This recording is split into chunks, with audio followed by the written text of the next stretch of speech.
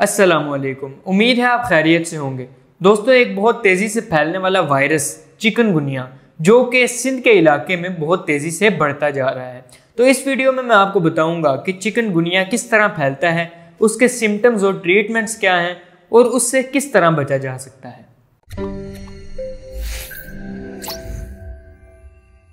तो सबसे पहले बात करते हैं कि चिकनगुनिया फैलने की वजह क्या होती है। चिकनगुनिया एक मच्छर के काटने की वजह से फैलता है जो कि एक फीमेल इन्फेक्टेड मॉस्किटो होता है। ये मच्छर जब आपको काटता है तो उसके 2 से 7 दिन के अंदर अंदर आपको सिम्टम्स नज़र आना शुरू हो जाते हैं। सिम्टम्स की बात की जाए तो इसमें आपको सबसे पहले बहुत तेज़ बुखार होता है, 102 से लेकर 104 तक बुखार हो सकता है, और जॉइंट्स में बहुत ज़्यादा पेन होना, आपके रिस्ट में, आपके घुटनों में और आपके एंकल्स में बहुत तकलीफ दे पेन हो सकती है। बहुत सारे केसेस में जॉइंट्स पेन महीनों तक रहती है और काफ़ी केसेस में देखा जाए तो सालों तक भी ये पेन नहीं जाती। और डेंगू और मलेरिया में पेन की बात की जाए तो डेंगू में जो पेन होती है वो आपके मसल्स में होती है और जो चिकनगुनिया की पेन होती है वो आपके जॉइंट्स में होती है। इसके अलावा सर में दर्द, फिटीग यानी थकन महसूस होती है, स्किन रैशेस देखने को मिलते हैं और काफ़ी केसेस में मसल्स में भी दर्द हो सकती है। इसके साथ साथ बॉडी में इन्फ्लेमेशन और स्वेलिंग भी देखने को मिलती है और डायरिया भी हो सकता है।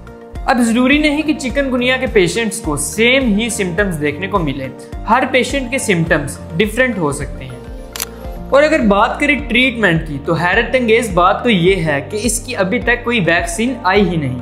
और अगर मेडिकेशन की बात की जाए तो इसके लिए सिम्टोमेटिक ट्रीटमेंट होता है, यानी अगर आपके सर में दर्द है तो डॉक्टर्स आपको सर के दर्द की दवाई देंगे, अगर आपको बुखार है तो आपको उसकी दवाई दी जाएगी, और अगर आपको मसल्स में दर्द है तो डॉक्टर्स आपको उसकी दवाई देंगे, यानी आपकी कंडीशन के मुताबिक डॉक्टर्स आपको मेडिसिन देंगे। चिकनगुनिया में जिन चीज़ों का आपने ख्याल करना है, सबसे पहले तो आपने रेस्ट करना है, क्योंकि रेस्ट करने से आपकी इन्फ्लेमेशन ठीक होगी।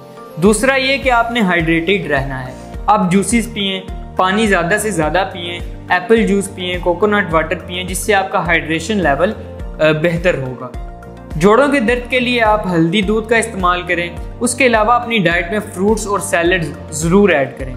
और जिन लोगों को एक दफ़ा चिकनगुनिया हो जाता है, दूसरी दफ़ा चिकनगुनिया होने के चांसेस भी कम हो जाते हैं। अब इस चिकनगुनिया से बचने का एक ही हल है, वो है मच्छरों से बचाओ। आप मॉस्किटो स्प्रेज यूज़ करें, उन जगहों का खात्मा करें जहाँ पर ये मच्छर नशुरमा पाते हैं। उम्मीद है कि ये वीडियो आपको अच्छी लगी होगी। इस वीडियो को अपने दोस्तों के साथ और अपने जानने वालों के साथ ज़रूर शेयर करें और हमारा चैनल भी ज़रूर सब्सक्राइब करें। अल्लाह हाफिज़।